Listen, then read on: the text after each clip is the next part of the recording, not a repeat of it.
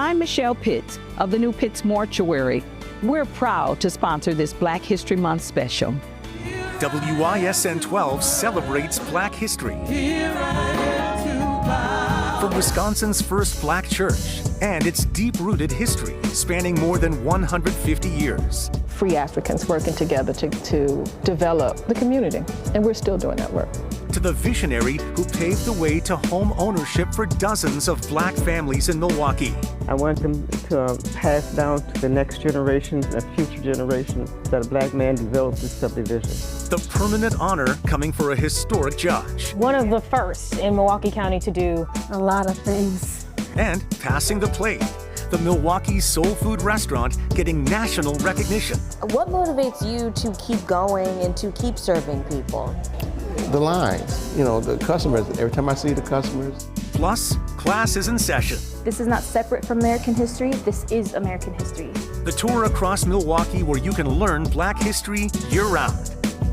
You're watching a WISN 12 Project Community Special, celebrating Black History Month. Hello, everyone. Thank you for joining us. I'm Derek Rose. I'm Kristen Pierce. And I'm Jaron Jordan. Over the next half hour, we're taking you on a journey through Milwaukee's Black history. From significant first to the men and women breaking barriers today, we're going to share the stories of change makers inside this storied building. We're joining you from Thrive on King at the corner of MLK and Garfield Avenue in Milwaukee's historic Bronzeville Entertainment District. The former Schuster's Gimbals building is now a reimagined community hub focusing on correcting health, economic, and social and racial inequalities. Through its artwork and programs, Thrive on King is honoring the legacies of inspirational leaders while preparing the next generation to carry the torch. One of the many places in Milwaukee's rich Black history puts a focus on faith. The Black church is often considered a backbone of the African American community. Its model and its mission share an equal value from its early days to present day. On any given Sunday, lean in and listen. God, I pray right now for every individual that is under the sound of my voice. To a melody. Across Milwaukee.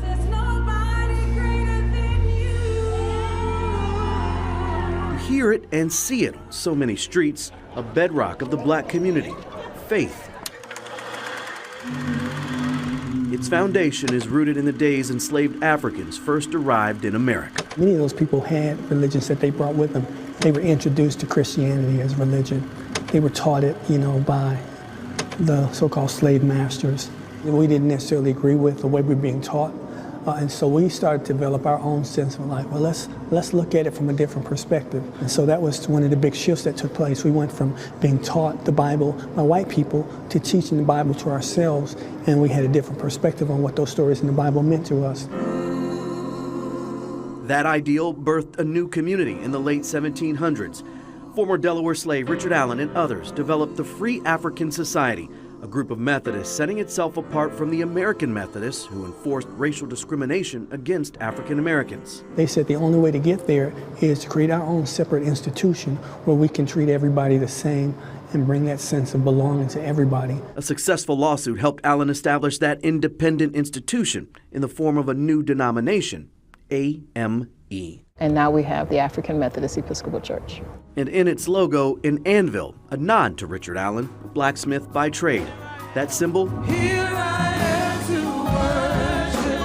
worship. Here I am to bow down. A stamp on the sanctuary near 16th and Atkinson. All together wonderful to me. The home of St. Mark AME. And this is called the Church of the Anvil. The first Black church in the city and state, and a source of pride for its pastor. I'm Reverend Dr. Joy L. Gallman, whose messages honor the past and inspire those present. It's African American History Month, a time to recall our ancestral inheritance, to remember who we are, where we have been, what we are called to do, and the God who was there all the time. Among St. Mark's founders, Ezekiel Gillespie, the subject of an 1866 Wisconsin Supreme Court ruling granting Black men the right to vote in the state.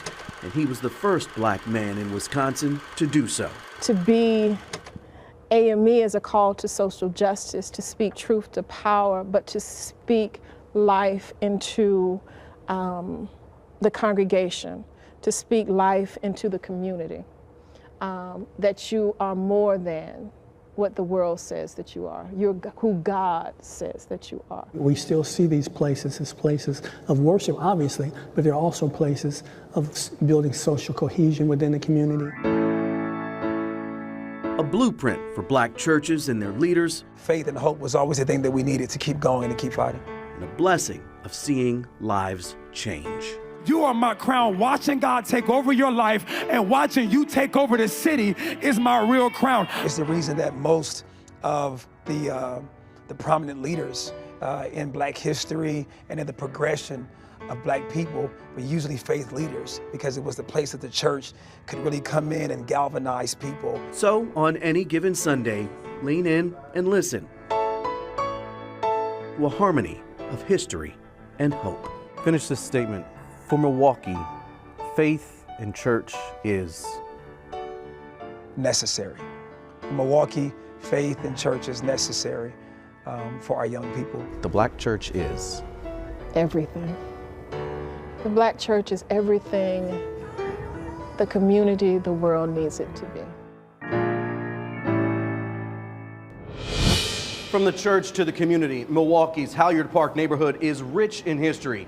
Jaron Jordan and Zoe Henry join us now with that story. The Halyard Park neighborhood, just north of Fiserv Forum, goes from North Avenue to Walnut Street and Halyard to Velar Phillips. Its existence is attributed to Beachy Brooks, who paved the way to home ownership for dozens of black families. At the corner of 6th and Brown in Milwaukee, this was when we were at the first house on 7th Street. A walk through Cassandra Brooks' dining room. All these pictures were taken during that lifetime. Is like a walk down memory lane. I remember it, yes. My dad was with the shovel, brick and ground. The mayor was there, and I think somebody from the Common Council. We're all out here. That was in 1976 when Brooks' father, Beachy Brooks, broke ground on the first home in what we know today as the Halyard Park subdivision. It was just 4 blocks, 4 square blocks. Born in Arkansas, Brooks, a U.S. Navy veteran who served in World War II, moved to Milwaukee in 1966. It was during a time when black families were migrating north for opportunity. After stints working in construction and selling TVs during Wisconsin's harsh winters, Brooks would find his calling in real estate, investment, and development. He wanted a big loan to just develop the entire subdivision and sell off the houses. George Gary was the president of Wisconsin's first black-owned bank, Columbia Savings and Loan. I told him, I think the best way to do it is build one house at a time to cut the risk. After one home came another and another, until an old, dilapidated area was transformed into an entire neighborhood filled with homeowners. I thought it would be a challenge, but Beachy found the people and we got them qualified. We financed the first 7 or 8 homes there on Halyard Street. It took off after that, man. Was anybody else doing anything to kind of meet that need other than your dad at that time? No, they was just waiting on somebody to take the first step. Cassandra, together with the Halyard Park Association Foundation, is working to raise more than $120,000 to build a life-size bronze statue of Beachy here at 6th and Lloyd in Milwaukee at the Gaines Triangle. The statue will face south, looking directly at the house Beachy built that laid the foundation for generations to come. I'm hoping that they will continue my dad's history, his vision, remember him as the builder of this fine subdivision. I want them to pass down to the next generations and future generations that a black man developed this subdivision. And we want to keep the history going and let the next generation know if he could do it, you could do it. So the Greater Milwaukee Foundation is one of the lead donors for the statue. They're also one of the anchor tenants here at Thrive on King. Now, a street about a mile north of Halyard Park will soon be renamed in honor of a Milwaukee trailblazer. I spoke with Judge Clarence Parrish's daughter about how her father's tireless work continues in the city today. On any given day in Milwaukee, there are signs of black excellence and triumph. Velar Phillips, Martin Luther King, and Dr. William Finlayson. Soon to be among them, the late Judge Clarence R. Parrish. One of the first in Milwaukee County to do a lot of things, yes. As his daughter Sheila Parrish Spence tells it, he was in everything. He was community. He worked alongside Milwaukee's civil rights history makers. Judge Val Phillips and others. They were all in law school in Madison at the same time. On February 8th, 1980, Governor Lee Dreyfus appointed her dad, Judge Clarence Parrish, to Milwaukee County Circuit Court Branch 21. Exactly 1 year later, Parrish became the first black person to win a contested judicial race in Milwaukee County. The person who ran against him, why do you want to run against Clarence Parrish? He says, because it's a known fact that a black person has never won, but he did. Judge Parrish built his legacy just inside this building where his law office used to be. Now the city of Milwaukee is looking to acknowledge his impact in the city, renaming this stretch of Teutonia and Center in his honor. We could go in the morning when he's ready to open up, there'd already be a line of people outside. He was always trying to help someone, regardless of their ethnicity, their education, their income. And he inspired generations of lawyers, including his daughter, Sheila, a retired Racine County Assistant District Attorney.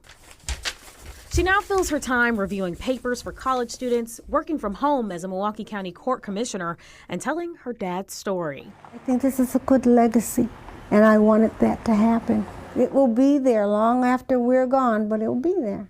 Remembering a change maker. He would always say when he was having his speeches, time is short, but memories are long, and people will remember how you helped them. The honorary street name will extend along Teutonia Avenue from Center to Clark Streets. A DPW spokesperson says the sign is expected to be installed soon. Up next, soul food from the soul. The work we put in, the hours we put in, it just made us feel good that we was recognized. The Milwaukee restaurant, now a national award winner. The inspiration keeping comfort food on the menu. The blessings, the challenges, the trials, the triumphs are all a part of the work that we do at the museum. And celebrating Black history 365 days a year. The guide of the best stops in Southeast Wisconsin to strengthen your understanding of Black history and culture. You're watching a WISN 12 Project Community Special, celebrating Black History Month.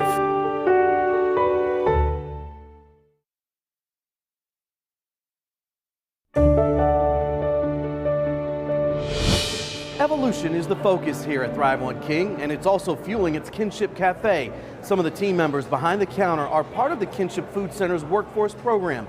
It's an opportunity helping people persist through challenges like addiction and poverty and giving them real-life work experience. I love the people, I love the culture, the community. That is aspiring business owner Angel Matthews, one of the program's trainees. And now there is little she has not done at its cafe. From paperwork to prepping food, Matthews is proud of the ways Thrive on King has helped her thrive. The feeling of comfort and support, it's just a warm feeling that you can have all these people that you don't even know support you and just be there for you. My colleague Syria Sandlin joins us now, and Syria, much like the cafe that's right behind us, one of the world's most iconic brands is on a mission to not only celebrate but preserve the history and legacy of Black cuisine. Absolutely right, Derek. The Heinz Black Kitchen Initiative awards hundreds of thousands of dollars in grants each year to Black food businesses nationwide. This year, one of the winners is right here in Milwaukee. The owner of Daddy's Soul Food and Grill shares why this honor means so much to his family's legacy. Did you say fried? Hot plates of food on a cold winter day during a busy afternoon rush. Yes, I had the baked chicken. At Daddy's Soul Food and Grill on 27th and Wells in Milwaukee. Daddy's Soul Food is I believe, is a safe haven to come to get comfort food. That comfort food, fried chicken, sweet potatoes, collard greens and more, all from family recipes. When I see the kids eating the chicken and waffles, I see mom and dad eating the meatloaf and mashed potatoes, and they're smacking and laughing and talking to one another. That's what it was when I was coming up. Chef Smith and his wife Angela worked for years to make this dream a reality. We had a catering business, and we started out doing our catering, and people tell you your food's really good. The restaurant named after his late father. And when he passed me cancer, I actually stopped cooking until I was approached. Someone asked me, "Would you like to start your restaurant in this building?" What motivates you to keep going and to keep serving people? The lines, the customers. Every time I see the customers. That dedication recognized in 2024 with the honor of a lifetime. Heinz awarded Daddy's Soul Food and Grill a Black Kitchen Initiative grant. The work we put in, the hours we put in, the consistencies we put in, it just made us feel good that we was recognized. After a rigorous application process, they received a $20,000 grant. It was really humbling to me and my wife that icons such as Heinz, who everybody uses, can appreciate a black-owned business really goes a long way with us. Chef Smith especially grateful this Black History Month. What our ancestors has done, paved the way, have given their life, have given a lot of their heart. Only way that I can thank them is to continue to be that shining star that they made a way for. Think your daddy would be proud of you? Oh, I think about that all the time. When he passed with cancer, that was really hard on me. It brought tears to my eyes. And I know every time I cook, I can just hear him, just call each other every morning and say, give it up. I feel like I'm doing it for him and with him at the same time. Daddy's Soul Food and Grill is one of 3 Wisconsin businesses to win the Heinz Grants. Anomaly Catering in Milwaukee and Chicago's House of Hoagies in Menasha also received the $20,000 awards. How important was it back then to have those spaces that were safe for Black people? I think that was everything. Lessons in Black history still ahead. The Milwaukee Museum's helping you learn year-round. And the Changemakers laid to rest in the city's oldest cemetery, the walking tour you can take to honor Black Milwaukeeans. You're watching a WISN 12 Project Community Special, celebrating Black History Month.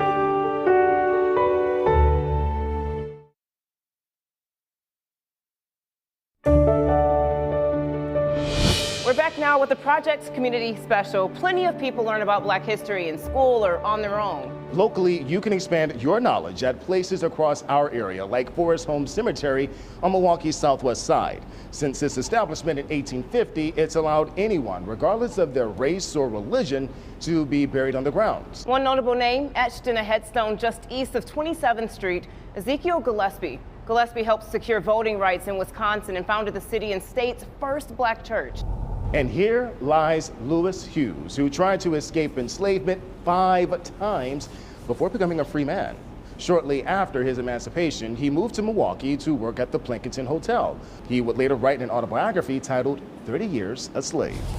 And this plot holds the Watson family, who first settled in the city in the mid-1800s. In 1860, William Watson helped construct the Iron Block building at Waterton, Wisconsin. Then Mabel Watson Ramey would become the first Black woman to be admitted to the Wisconsin bar in 1927, practicing law in Milwaukee for 45 years. The Watson family story is on display at the Milwaukee Public Museum. It's just one stop you can make to expand your knowledge of Black history in Milwaukee. This is not separate from American history. This is American history. Black History Month pays tribute to those who have paved the way for others. At the Milwaukee Public Museum, that's the Watson family, one of the first Black families in Milwaukee, helping to establish the Black middle class. I hope people learn, in very basic terms, more about the history of Black Wisconsinites and Black Milwaukeeans. There's also the Africa Gallery, using maps, statues, and artifacts to highlight African culture throughout the continent. I hope it inspires curiosity in our visitors to learn more about these topics. America's Black Holocaust Museum is another stop on this tour. Here you can learn about history dating back to before slavery.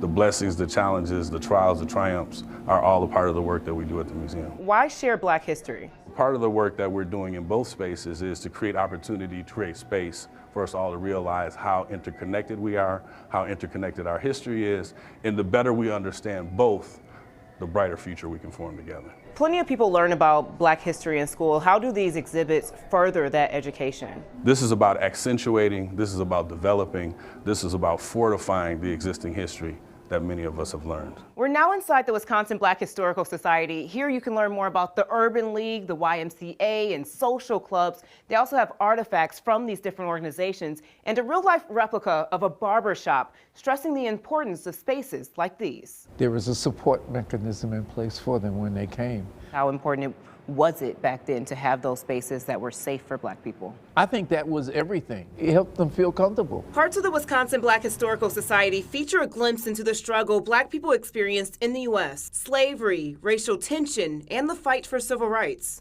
From that battle to this mural, from Coffee Makes You Black to G's Clippers, displaying a different daily life. History is really empowering. On site, Derek Adams' Our Time Together is a 96-foot-long mural at the Milwaukee Art Museum.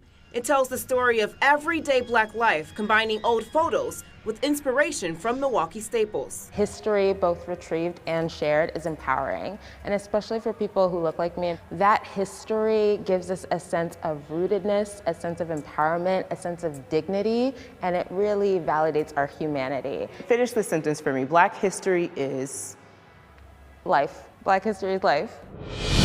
Another stop you can consider, Thrive on King, where we're standing right now. Some of the stories we've shared throughout this half hour spans the center's walls, like Mabel Watson Ramey and Ezekiel Gillespie. But it's not just the artwork you should check out. You can grab a cup of coffee or find a pathway to employment, all here at the corner of MLK and Garfield.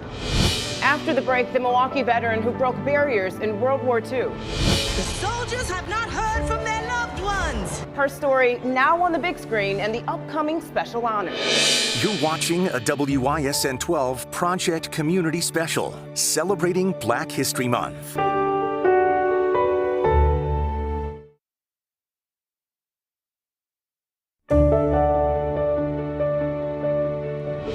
Welcome back. At the age of just 19, Anna Mae Robertson made history. The Milwaukee native served in World War II as a member of the battalion responsible for clearing the 2-year backlog of military mail after D-Day. That battalion made up of all Black women. Now at the age of 101 years old, Robertson is one of the only living members of the 688. Unlike some other folks here, we have the most to prove. Now is where you show the proof. This is our mission. In December, Tyler Perry released a Netflix film about the unit called The 6888. In the film, award-winning actress Kerry Washington plays the commanding officer. Before the film's release, Washington met Robertson, posting these photos to social media, writing, "It was an unforgettable privilege to kneel beside this elder and thank her for her service," adding, "The courage of these women facing not only war, but the deep injustices of their time is unmatched. Their service was revolutionary, driven by love of country and dedication to one another." And this year, Milwaukee's Black Excellence Awards will honor 40 area women, including Robertson. From the past to the present, also being recognized, our very own colleague, Kristen Pierce, for her work in communication. And Jaron Jordan will host the awards at the Barrett Center on February 28th. Congratulations to everyone being honored. And we want to thank you for sharing your time with us as we celebrate Black history. We also want to thank Thrive on King for allowing us into this beautiful space. You can watch all of our project's community stories right now on the free 12 News mobile app. Until next time, we'll see you soon. Thank you for watching this Black History Month special, proudly sponsored by the New Pitts Mortuary.